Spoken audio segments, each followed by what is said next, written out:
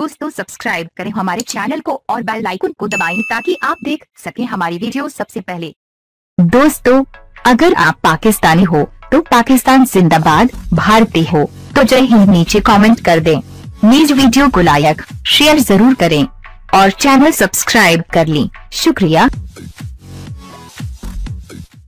दोस्तों अगर आप फखर जमान और सरफराज अहमद की अच्छी बैटिंग की तारीफ करते हैं तो इस वीडियो को ज्यादा से ज्यादा शेयर लाइक करें।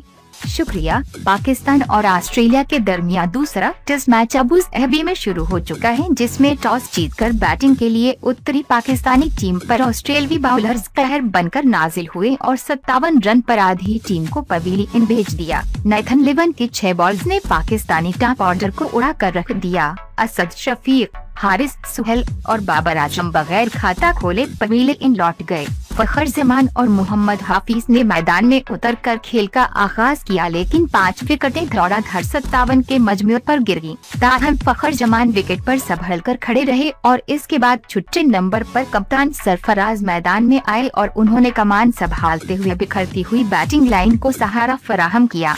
इस दौरान दोनों सरफराज अहमद और फखर जमान ने अपनी अपनी नस्ब सेंचुरियां बनाए।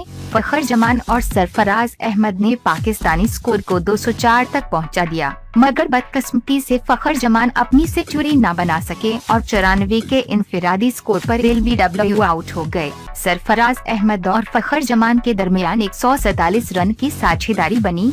आज पहले दिन के पहले सेशन में पाकिस्तानी बल्लेबाज खिजा के पत्तों की तरह आउट हो गए और पाकिस्तानी टॉप ऑर्डर की इस नाकामी पर हेड कोच मक्की आर्थर बहुत गुस्सा में नजर आए और जब फखर जमान आउट हुए तो पाकिस्तानी कोच ने बेपसी के आलम में अपना सर पकड़ लिया। पाकिस्तान की जानिब से फखर जमान और फास्ट बाउलर मीर हमजा को टेस्ट कैप दी गई है। मीर हमजा को वहाब रियाज की जगह शामिल किया गया है, जबकि फखर जमान पिछले मैच में जख्मी होने वाले ओपनर इमाम उल हक की जगह शामिल किए गए। दूसरी जानिब ऑस्ट्रेलिया ने अपनी टीम में